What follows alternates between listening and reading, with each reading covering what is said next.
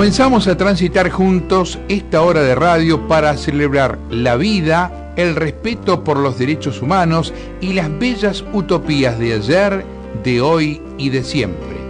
Generación Abierta en Radio. Letras, arte, educación, tu programa de cultura. Idea, producción general y conducción, Luis Raúl Calvo y Nora Patricia Nardo, con la participación especial de Adriana Gaspar, porque compartir los sueños es algo digno para celebrar. Sumate a nosotros en la AM 1010.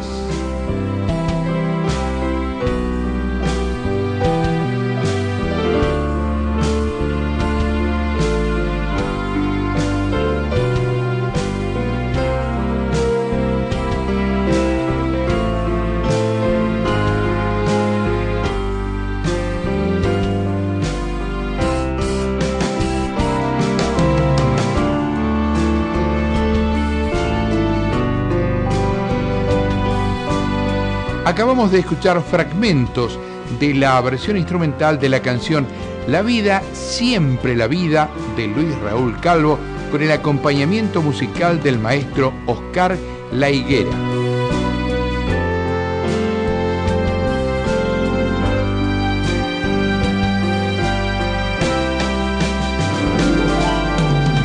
Hola, ¿qué tal? Buenas tardes, nuevamente acá con ustedes en la M1010 Onda Latina con Generación Abierta en Radio.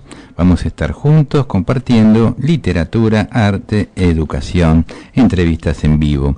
Si querés tomar contacto con nosotros, puedes hacerlo llamando al 4372-2841, al 4372-3061 o a nuestro correo electrónico que es generacionabierta@hotmail.com. ¿Qué tal, Nora? ¿Cómo estás? Muy bien, buenas tardes a todos nuestros oyentes. Una tarde, la última tarde que vamos a estar este año, 2015. Así que, bueno, una alegría compartir con vos, haber estado y permanecer en esta radio. Y también agradecerle a todos nuestros oyentes los mensajes que hemos recibido de felicitaciones. Las salutaciones por la fiesta. De buenos augurios. Así que realmente es una alegría que nos da, ¿no?, la posibilidad de hacer radio, la posibilidad de estar en un café literario, de poder publicar la revista Generación Abierta. Llevar a cabo un proyecto cultural, ¿no? Así es. Satisfacciones a nivel personal, a nivel de amistades y, bueno, augurando lo mejor para todos aquellos y para todos en general. Muy bien dijiste vos que hoy es el último programa del año. Vamos a continuar y, como les hemos dicho a nuestros oyentes, vamos a continuar en el verano con algunos programas en vivo, algunos programas grabados, pero la idea, que ya forma parte también del proyecto, ¿no?, de hace 8 años de radio, es que la radio no se tome vacaciones, ¿no?, que continúe el programa, porque sabemos que hay mucha gente que le interesa estar en contacto, ¿no es cierto?, con los temas culturales, con los poetas, con los artistas, escuchar poesía, escuchar música. Porque vamos a vacacionar, ¿no? No, y aparte a nosotros nos encanta estar. Encanta. Así que sí, es verdad, acompañamos a todos aquellos que nos siguen cada martes, y igualmente pueden entrar a www.generacionabierta.com.ar y allí están todos los programas grabados, como así también en por YouTube, canal Generación Abierta, donde están todos los canales y actividades grabadas. O sea que están los programas de radio, las actividades del café literario, otros videos muy interesantes de otras actividades culturales de gente amiga. Así es, que hemos grabado y que hemos subido. Así que es una posibilidad más como para que nuestros oyentes ávidos de cultura puedan incursionar, y sobre todo en lo que es cultura independiente, ¿no es cierto? Así, cultura independiente. Esto es bárbaro, ¿no? No tener que decir que uno depende de algún tipo de compromiso político, ¿no? Así que eso también nos da la libertad de poder decir lo que pensamos, lo que sentimos, y lo que en realidad pensamos que es lo mejor, por lo menos lo que nosotros sentimos, ¿no? Y pensamos, ¿no? ¿Qué tenemos de educación, Nora? Primero te quiero decir, ¿viniste corriendo a la radio? Vine corriendo. Se nota. Y con mucho calor. El día terrible. No, de educación, viste que en la revista Generación Abierta siempre tiene lindos artículos y que no pasan de moda. Evidentemente son artículos para reflexionar, para interesar y hacer pensar a los lectores. Y estaba viendo uno de los números, el número último. En el último número, bueno, vamos a ver, tenemos 2 revistas acá. Así que voy a comenzar con el último número. Tenemos una nota de Germán Cáceres. Tomo la nota de Germán Cáceres y agradecemos también los saludos y las felicitaciones que nos mandó Germán. Así es. Y Germán Cáceres es una persona especialista en todo lo que tenga que ver con el escribir y con la lectura y la investigación acerca de las historietas. Uh-huh. Y en este número habla de la importancia de la lectura de las historietas en la fantasía infantil. Yo sé que vos leías muchas historietas, ¿no? Creo que los hombres leían más que las mujeres. Y la historieta te podría decir que al margen de los primeros libros, ¿no? Que en la escuela primaria nos daban para empezar a leer, la historieta fue una de las primeras cosas que leí, claro. Historietas de Patoruzú, Isidoro. Sí, yo también las leí, pero más grande. Toda una serie de, Superman, ¿no? Estaba todo un conglomerado de revistas y de personajes, ¿no? Famosos en aquella época. Claro, quizás nosotros teníamos a Mafalda, uh-huh. las chicas, ¿no? Que leíamos más. Mafalda era intelectual. Era intelectual. Yo te propongo algo, sí. Porque es un tema interesante, pero la tenemos a veces aquí en línea, Adriana Gaspar, para charlar en vivo sobre artes visuales, con un tema realmente muy interesante. ¿Qué tal, Adriana? ¿Cómo estás? ¿Qué tal, Luis? ¿Cómo te va? Bien, muy bien. Con calor, ¿no? Calor, la verdad que sí. Ahora bajó un poquito la temperatura, pero todavía en las casas el calor persiste. Persiste, así es. Bueno. Hoy un poquito la propuesta era si existían las vanguardias en el mundo contemporáneo. Uh-huh. Pero para hablar un poco de esto tenemos que remontarnos primero a de qué vanguardias estamos hablando, cuándo nacen las vanguardias y por qué. Y entonces después ahí, si querés un poco, vamos a sacar la conclusión de esta pregunta que era el motivo un poco del espacio de hoy en Generación Abierta. Me parece muy bien, Adriana, adelante. Según Peter Bürger, un estudioso del tema de las vanguardias, él habla de vanguardias históricas. ¿Por qué? Vanguardias artísticas históricas. Porque no nacen solo en el marco de un contexto que tiene que ver con la estética, que tiene que ver con empezar de nuevo un sistema de representación estética, sino que tiene que ver con un contexto económico, político y social. Por eso, para Peter Bürger hay 4 vanguardias históricas, artísticas: el dadaísmo, el constructivismo, son 3, ¿no? El dadaísmo, el constructivismo ruso y el primer surrealismo. Ajá. ¿Por qué? Porque son movimientos que pretenden romper con la antigua autonomía de la burguesía del arte, pero con lo que conlleva hablar de la burguesía del arte, ¿no? Que es lo que dije antes, romper con todo ese contexto histórico, político y económico. Él sostiene que lo que se define como vanguardia es ese ataque a la institución arte. Esto es lo que hace referencia no solo a las formas de producir el arte, o sea, porque incluso él más que de obra habla de manifestación artística, pero no solo a la cuestión que tiene que ver con la manifestación o la obra, sino a la circulación. Por ejemplo, Adorno hablaba de novedad, uh-huh. En cuanto a la vanguardia. Y él dice que no, él justamente dice que las vanguardias justamente violentan esta situación arte, ¿no es cierto? Para Peter Bürger, la obra de vanguardia es una obra inorgánica. ¿Por qué? Porque el artista de vanguardia tiene por definición erradicar todo su hacer creativo, erradicar todo lo que era lo tradicional, ¿no? Para un nuevo quehacer creativo, en el que de pronto aparecen nuevos objetos, hablando de una vanguardia objetual, ¿no? Nuevos objetos como utensilios de cocina industriales. Tenemos de obras, por ejemplo, tenemos el caso del famoso migitorio de Duchamp. Tenemos la rueda de bicicleta que también conformó parte de su ready-made, ¿cierto? Sí, sí. Creo que se va entendiendo un poco, ¿no? Sí, sí. Insisto con Bürger, la obra de arte de vanguardia violenta un sistema de representación que se basa en realidad en la producción de la realidad, ¿no es cierto? Y esto tiene sentido, o sea, él habla de que la obra de vanguardia tiene que provocar en el espectador un shock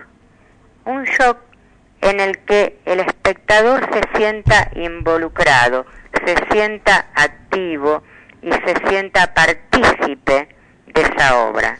La obra rompe con lo cotidiano y esta cuestión pasiva de lo cotidiano. Se lo integra, digamos, se lo integra. Se lo integra, ¿no? Rompe con esta cuestión pasiva de lo cotidiano, se integra al ser humano y penetra de este modo, todas las prácticas artísticas penetran en la vida cotidiana y ahí nos remitimos a esta praxis de la vida y la vida contextualizada en el mundo artístico, o el mundo artístico contextualizado en la vida, ¿se entiende? Sí, sí. Bueno, tiene que ver un poco, ¿no?, con lo que decía Kandinsky acerca de, bueno, que el arte era como hijo de su tiempo, ¿no? Claro, Kandinsky siempre dice que el arte es hijo de su tiempo y también puede ser un visionario de su tiempo. Claro. Nunca debe mirar para atrás. Ahora, esto de las vanguardias, yo pensé, vos este autor que citás, ¿no? Sí, lo amplía con esto de la novedad y habla de de la novedad habla Adorno. Sí, Adorno, por él eso lo cuestiona permanentemente, Adorno. Él tiene un libro muy interesante que es Teoría de la Vanguardia. Y él ahí permanentemente cuestiona la postura de Adorno. Claro, cuestiona esto y quizás agrega este movimiento político, social y económico que uno quizás no lo tiene tan conscientemente relacionado, ¿no? Claro, por eso él habla de vanguardias artísticas históricas y él toma el primer surrealismo, toma el dadaísmo y el constructivismo ruso y esta provocación de shock. Y él cuando habla de manifestación, justamente, pensemos que el dadaísmo sobre todo, el dadaísmo ha sido una manifestación artística. Y el primer surrealismo también, y el constructivismo ruso también. Cuando hablas de primer surrealismo, ¿de qué hablas, Adriana? Y vos sabés que hay dos, está el primer surrealismo y el segundo que es de 1924, del primer manifiesto. Del primer manifiesto, ahí está. Manifiesto. Está. Por ejemplo, los artistas que comúnmente se conocen como surrealistas, por ejemplo Dalí, tienen que ver más con el segundo surrealismo. Acá hablamos siempre del primer manifiesto, y el manifiesto, todos los manifiestos, como también el dadaísta, ha sido fundamental para dejar claro sus ideas y instalar sus objetivos en esta relación del arte y de la vida. Entonces, ahora yo lo que me pregunto es, tanto cualquiera de las tres movimientos, de las tres estéticas, de estas tres vanguardias históricas, tiene mucha incidencia en el mundo contemporáneo. Yo te diría que para mi gusto la que más incidencia tiene es el dadaísmo. A partir de fines de los 60, principios de los 70, e incluso en este momento, hay un auge muy grande de las acciones performáticas, que podemos decir que su origen tienen que ver con el dadaísmo. Entonces, yo más que decir que hoy se puede hablar de vanguardia, yo diría que hay una presencia muy fuerte de estas vanguardias. Yo más que de vanguardias lo que hablaría hoy en el mundo contemporáneo, pero la verdad que es un tema que nos puede llevar como varios programas, semanas, ¿no? Sí, sería, ¿dónde están los límites? Porque las vanguardias tuvieron muy claro cuáles eran los límites, ¿sí? Porque había toda una cuestión de mandatos, por si así se quiere, de violentar estatutos que tenían que romper en cuanto a todo un contexto social y oficial, en el que la ¿no? estética, y oficial, por supuesto, en el que la estética estaba incluida. Sí, sí. Acá, en el arte conceptual, también hay manifiestos, porque el manifiesto, es más, hoy está como bastante instituido en el mundo del arte, porque fíjate que de pronto cuando se realizan acciones performáticas, hay un relato y hay un texto que sostiene muy bien y fundamenta esas acciones. Y a veces en el mundo conceptual sabemos que el relato, lo investigativo, las entrevistas que vos podés hacer, las maquetas y los bocetos, son más atractivos que la obra en sí, la obra material o la obra desmaterializada. ¿Por qué hablo de material y desmaterializada? Porque una cosa es lo objetual, que fue un poco lo que imperó hasta los años 60, y otra cosa es la desmaterialización de la obra de arte, cuando el mismo cuerpo es el soporte de acción. Claro. En el caso de la performance estamos hablando de una desmaterialización de la obra de arte. Entonces por eso digo que el mundo de hoy es mucho más complejo. Y más que hablar de vanguardia, yo hablaría de los límites cuando de pronto se traspasan barreras en donde sí nos ponemos a pensar esto es arte. De pronto, qué sé yo, por decirte algo, con la utilización como o un elemento más de un ser vivo. Perfecto. Bueno, vamos a seguir charlándolo. Claro, esto es para charlarlo, sí, para detenernos. Sería bueno que los oyentes también llamen, hagan preguntas. Pero lo importante a tener en cuenta es que creo que hoy tenemos muchísima influencia del dadaísmo. Justamente en estas manifestaciones artísticas, porque lo que hoy está instalado en el mundo de arte contemporáneo, mundial y sobre todo aquí en la Argentina, son las manifestaciones artísticas. Y esto quedó más que corroborado cuando vino acá la Bienal de Performance en abril de este año, que incluso la visitó gente que no estaba acostumbrada a visitar instituciones artísticas. Exacto. Bueno, Adriana, muchas gracias, muy interesante. Bueno, feliz fin de año y mejor comienzo. Gracias, bueno, y un buen fin de año para ustedes, para todos los oyentes, y que sea un muy buen comienzo del 2016. Nos reencontramos la semana próxima. Hasta la próxima. Que sigas muy bien. Gracias. Hasta luego. Vamos a ir a un tema musical. Bueno. Este mes cerramos con ¿qué grupo? The Doors. The Doors. Adelante, por favor.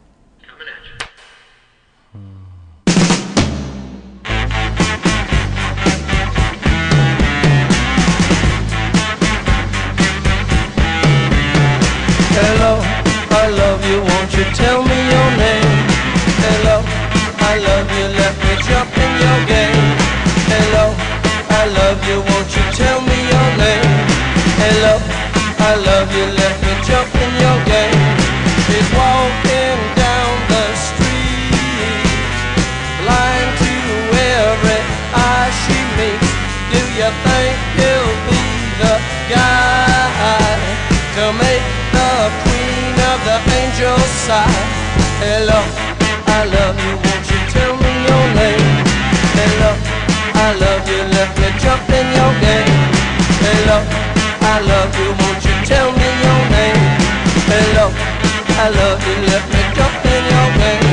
She holds her head so high, like a statue in the sky. Her arms are wicked and her legs are long. When she moves, my brain screams out this song. Sidewalk crouches at her feet like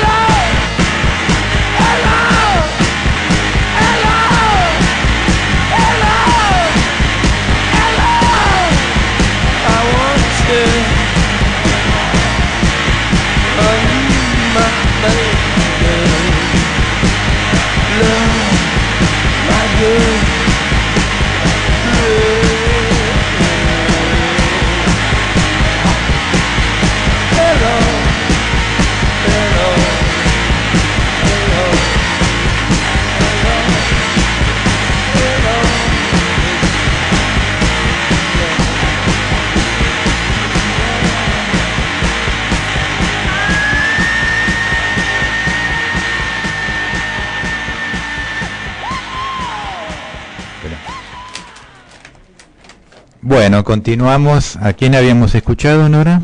A The Doors en Hello, I Love You. Muy bien. Bueno, estábamos con Germán Cáceres antes que llamara Adriana, Sí. ¿no? Con una nota que publicó en la revista Generación Abierta. Claro, hablaba de la historieta, ¿no? Como un momento importante en nuestras vivencias de chicos, ¿no? Quizás de la generación del 50 en adelante, o antes también. Él decía que la lectura de historietas favorecía, y nosotros estamos de acuerdo en esto, una fantasía infantil. Y él hablaba de una franja también de los 6 años hasta los 13, como que, bueno, uno consumía mucha historieta. Claro, sí, es así, ¿eh? Él dice... Es la franja. Es la franja, sí, pero bueno, yo... Claro, algunas uno las continúa leyendo, ¿no? Claro, yo me parece que algunas las continué más, Sí, las sí. tomé de mayor. Igualmente, me parece que ahora la historieta, digamos, está de modé, ¿no? Porque los chicos no leen muchas historietas por lo que veo, el contacto que tengo. Sería interesante quizás volver al tema de las historietas, porque bueno, es una forma también de acercarse al lenguaje, ¿no es cierto? Al lenguaje visual, porque la historieta Claro. también tenía esto de lo visual, aparte de imaginarse y ir esperando en cada cuadrito que iba a pasar en el siguiente, ¿no? Sí. Y también lo gráfico, ¿no? Porque leyendo historietas, uno sin darse cuenta después escribía bien, ¿no? Porque uno va incorporando el tema de El vocabulario, de la sintaxis, escritura, claro, la los ortografía. acentos, cosas que parece que pasan desapercibidas, pero que en realidad ingresan subliminalmente, ¿no? Así es. Entonces nos decía, bueno, esto de la importancia de la fantasía infantil, hablaba de, bueno, que él evocaba recuerdos de su infancia, de que todavía no había, cuando él era chico, no, la televisión no estaba, en realidad. Tampoco estaba la computadora, no estaban los videojuegos, ni estaban los celulares, ¿no? Entonces la lectura de historietas era realmente como esperada, ansiada, un compañero, ¿no? Que uno tenía. Decía que los chicos leían historietas a granel, en casi todas las revistas que se editaban en el país por intermedio, él las encontraba, que se las prestaban. En general esto también estaba, ¿no? Tenés aquella revista, compartir que había con Había respecto... intercambio de publicaciones, de revistas, de números de revistas. Y bueno, muchas viñetas, y los globos se lo consideraba un producto menor y de pésimo gusto. O sea, cuando aparece en ese momento, la historieta es como rebajada en el género, como un género en realidad de bajo... Menor, como un género menor. Hablando de prejuicios, más adelante, cuando a partir de varios trabajos teóricos, como de Humberto Eco y Ariel Dorfman, se comenzó a pensar sobre el género, algunos críticos afirmaron que en él anidaba una fuerte represión sexual al no plantear escenas amatorias. O sea que ustedes, yo digo ustedes porque bueno, vos consumías historietas, en realidad siempre estaba esto de reservado, ¿no es cierto? Lo sexual, sí, el tema del amor, Sí. lo policial, ¿Qué te lo vas? otro estaba vedado. Los temas que se usaban era el género policial, el género romántico. ¿Qué consumías? Estaban las famosas colecciones policiales de Rastro, se llamaba. Claro. ¿Ah, sí? Era una colección de bolsillo que en realidad era anterior a mi generación, porque yo me acuerdo que la leía mi papá, se la regalaban. Pero bueno, ese fue otro género que paralelamente a la historieta empecé a leer, porque me empezó a interesar mucho las tramas de las novelas policiales, el personaje del detective como Claro. héroe, ¿no? Entonces, claro, Rastros era una de las que solía estar ubicada en kioscos, y a mi papá le regalaban, mi papá era médico, muchos pacientes le regalaban libros, y algunos de ellos eran estos libros de policiales. Después había otros que muy buenos de Ellery Queen, que también eran 3 tomos de todas novelas policiales, quizás con una manufactura todavía de mayor concreción que la de la serie Rastros, que a lo mejor era más popular, digamos, ¿no? Pero siempre dentro de esta línea de detectives, ¿no? De tramas, claro, de aventuras, de tramas de suspenso y policiales, ¿no? Claro, bueno, esto a través de las publicaciones los chicos incursionaban en el maravilloso mundo de la aventura y evitaban, apelando también a la ayuda del juego, el tedio provocado por el transcurrir de los días, tan parecidos unos a otros, circunstancias que abrumaban a los adultos. Esto tiene que ver un poco, después vamos a seguir hablando de las historietas. Dice que después en realidad aparece también un poco el contenido erótico, ya van cambiando, ¿no? El estilo. Pero esto de aburrimiento, ¿no? El tedio, el aburrimiento, que tiene que ver un poco con las vacaciones, ¿no? Que hacen los chicos hoy para no aburrirse. Y quizás uno también en este sentido, los padres tratan de darles una serie de actividades diarias que en realidad lo que hacen es cansar al chico que en realidad necesita sus vacaciones. Alguna vez hablamos de las vacaciones de los chicos. ¿Qué hacemos con los chicos en las vacaciones, no? Es un tema preocupante para los padres. Algunos chicos que tienen la posibilidad están en colonias, otros están en la casa, otros están en la casa de sus abuelos o cuidados por alguien. Lo importante también para este chico es que realmente sean sus vacaciones y que no vuelva a la escuela más cansado de lo que se fue, claro, ¿no? El ocio y lo lúdico, digamos. Claro, ¿no? Exactamente. ¿Cómo compatibilizar esas dos cosas, no? El ocio, lo lúdico y no estar con obligaciones, ¿no? Claro, porque si no continúa lo mismo, ¿no? Y sí, para ir a las colonias en general los chicos se siguen levantando muy temprano a la mañana, vuelven también a la tarde destruidos, y esto tiene que ver, sí, por las necesidades de los padres, pero también a veces es porque se va a aburrir en casa, pero bueno, la lectura, darles otras actividades, ofrecerle otro tipo de entretenimiento en la casa donde ellos puedan solos, ¿no? Ir incursionando en sus propios juegos. La vida contemporánea con sus múltiples facetas, ¿no? Ha provocado esto. Lamentablemente, digo, ¿no? Porque era tan lindo esto de poder estar con los amigos, por ejemplo, en la calle, ¿no? Jugando en la calle, y uno armaba su colonia de vacaciones con sus amigos, ¿no? Porque, no sé si vos te acordás, pero, no, por ejemplo, los varones, un día le dedicábamos a la carrera de coches, esos cochecitos chiquitos en la cual se solía poner plastilina, cada uno lo iba adosando de tal forma que estuviera en buenas condiciones para competir. Otro día el ajedrez y por supuesto diariamente el fútbol, ¿no? Yo también me acuerdo. Pero digo, como que uno iba armando su colonia de vacaciones, la armábamos los propios amiguitos, digamos, ¿no? Claro. Porque había una sociedad diferente, las familias, digamos, confiaban y, bueno, uno podía salir a la calle a jugar sin riesgos o con riesgos mínimos. Y la sociedad contemporánea, bueno, lleva a estas cosas que... Y quizás la felicidad estaba tampoco no en el consumo, ¿no? Porque en realidad uno era feliz, como vos decís, jugando la pelota en la calle. Sí, con pequeñas cosas. Yo en realidad muchas vacaciones la he pasado en la casa de mi abuela, que estaba sola, y salía a la tarde a hacer la rayuela, y si había alguien la compartía con la vecinita de al lado, y si no estaba jugaba sola la rayuela, digamos.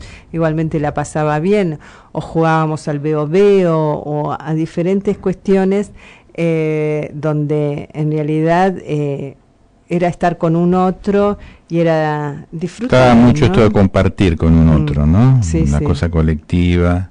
Pero tampoco era de ponerse mal, no sé qué hacer, nunca, la verdad que nunca apareció esta duda de qué hacer en las vacaciones cuando no había un otro tampoco. Sí.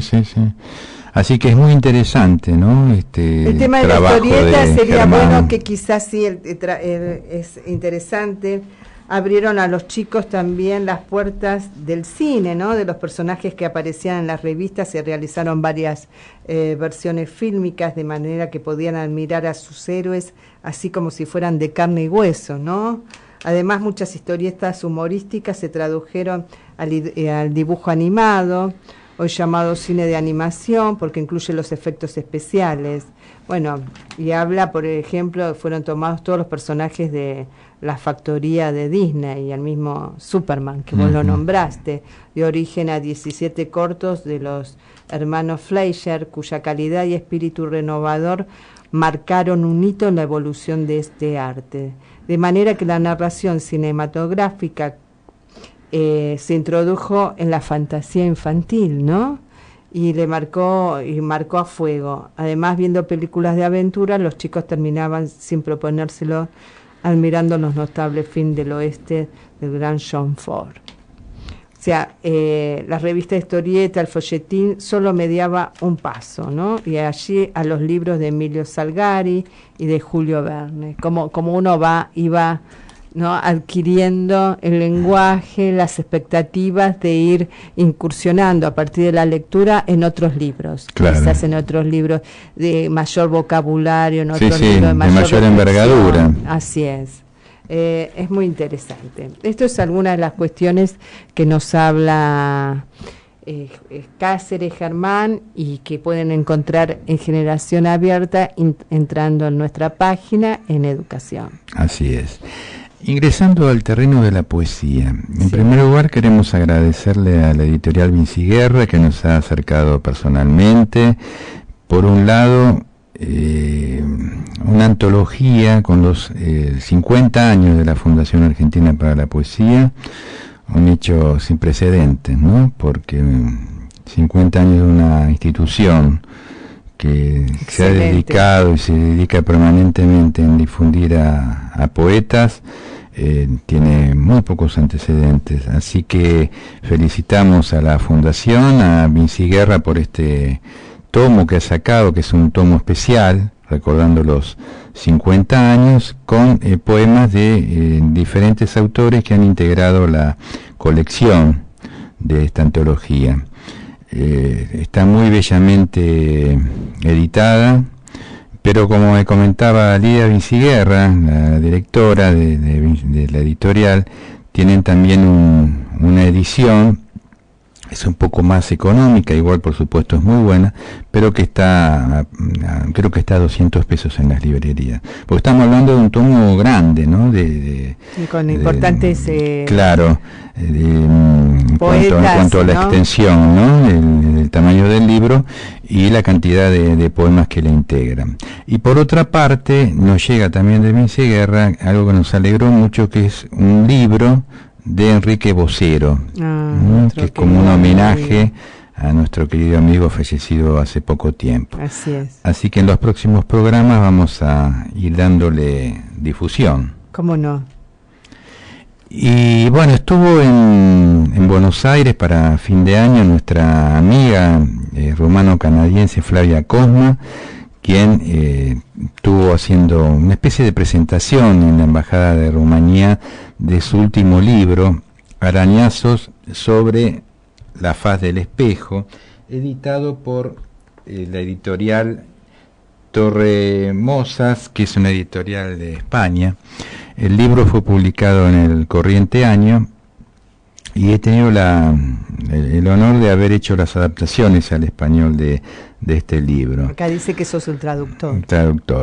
Flavia, como decimos, nacida en Rumanía, instalada en Canadá hace muchos años, ha recibido diversas distinciones por su obra poética, también por su trabajo en toda la parte de audiovisuales, y ha publicado varios libros de poesía, como figuran 27 libros como figuran en el libro. Una novela, un diario de viaje y 5 libros para niños, entre otras cuestiones, ¿no es cierto? También como productora independiente de documentales para televisión, directora y guionista. Me gustaría leer un poema. Adelante.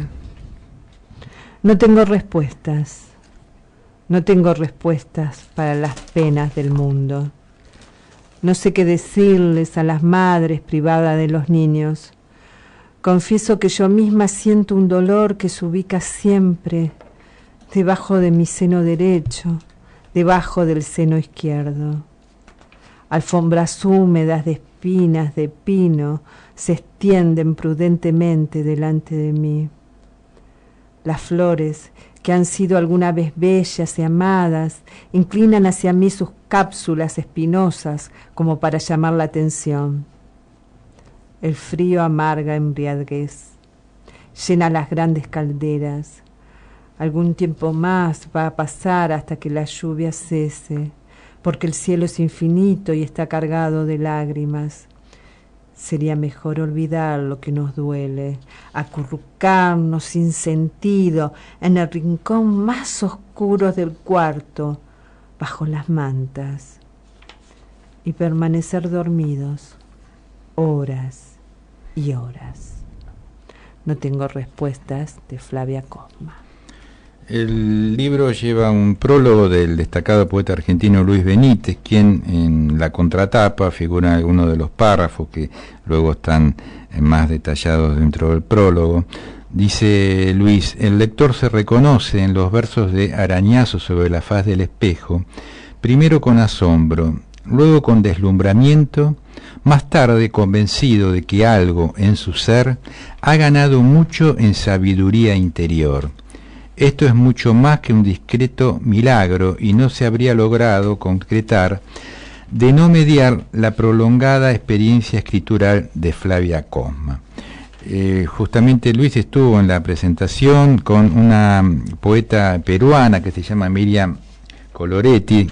Acá tenemos un texto que nos acercó por correo Flavia Cosma, que tiene que ver justamente con la presentación que hicieron ambos del libro de Flavia, y vamos a comentarlo, pero primero vamos a ir a otro tema musical y luego seguimos charlando de este libro. Adelante.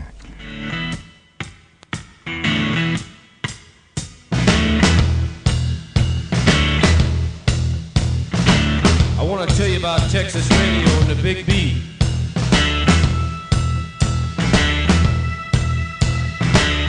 Comes out of the Virginia swamps, cool and slow with plenty of precision. The backbeat narrow and hard to master.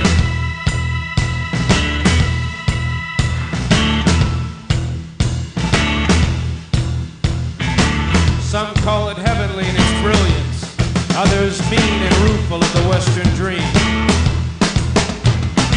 I love the friends I have gathered together in this thin raft. We have constructed pyramids in honor of our escaping. This is the land where the Pharaoh died.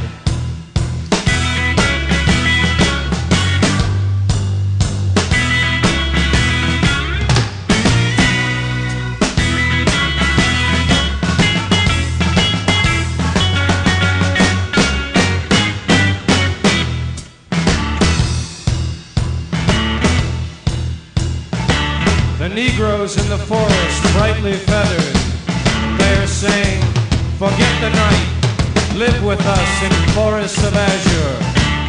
Out here in the perimeter there are no stars. Out here we is stone, immaculate.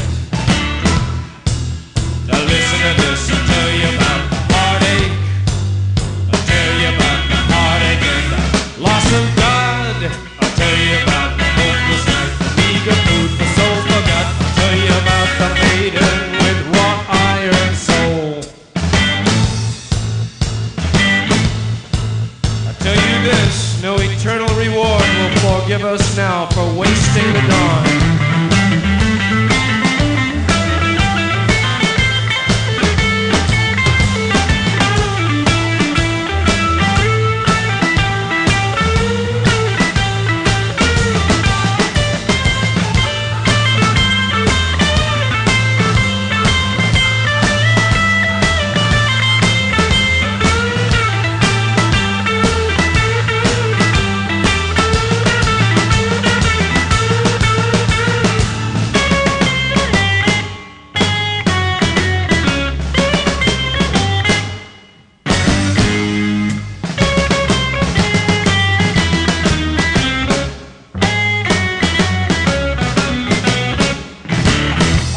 about Texas radio and the big beat.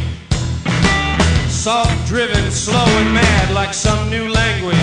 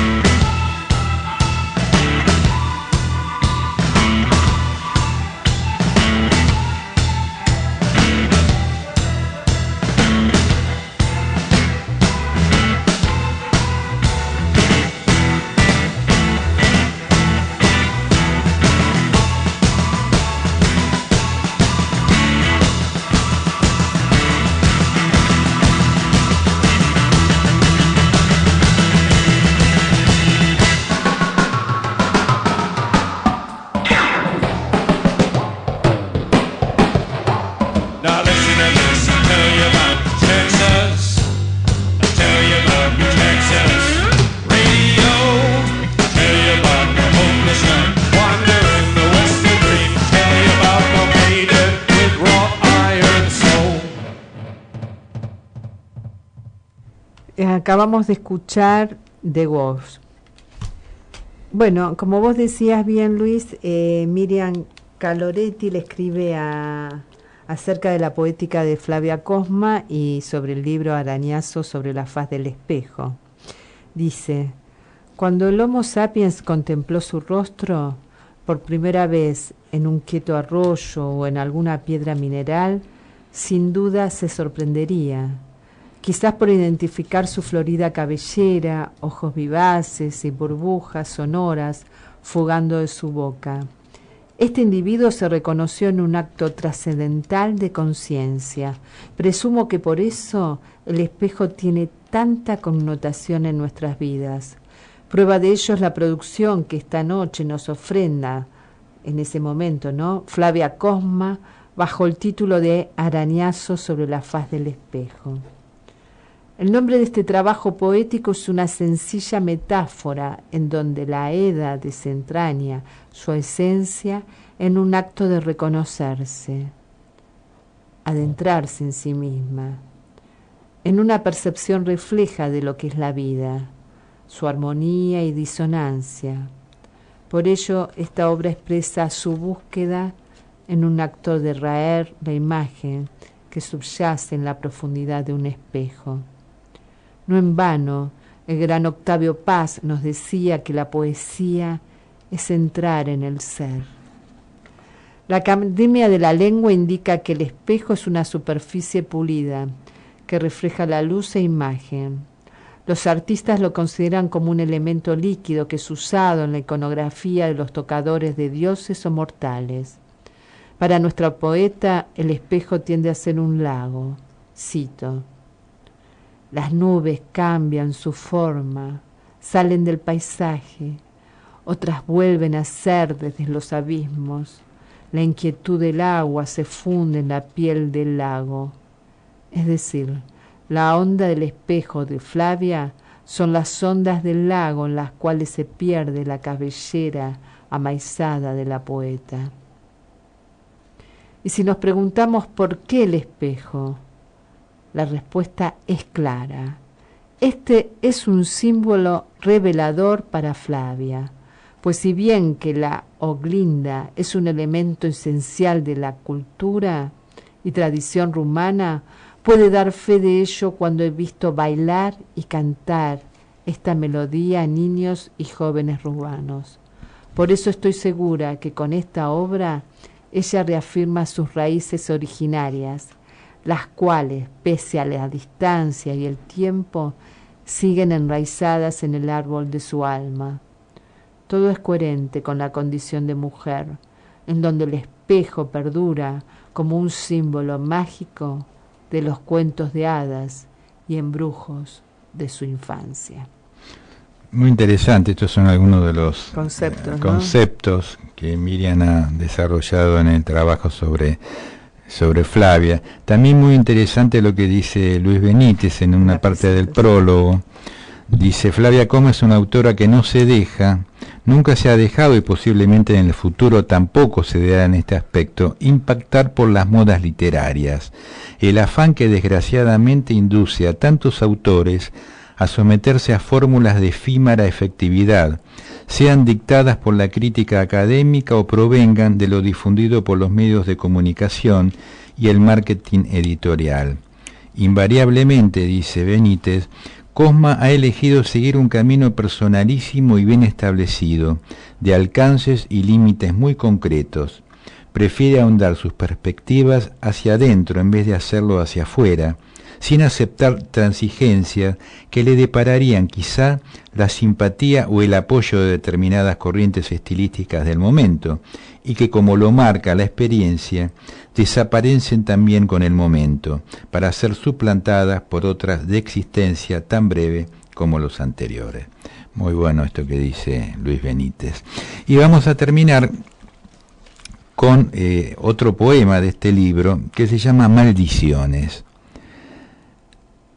Las montañas transpiran, los valles abajo tosen, los cuellos tumefactos de los cisnes se inclinan sobre la faz del espejo. Qué viento, qué revuelta trajeron el hechizo por encima de esos lugares otras veces serenos.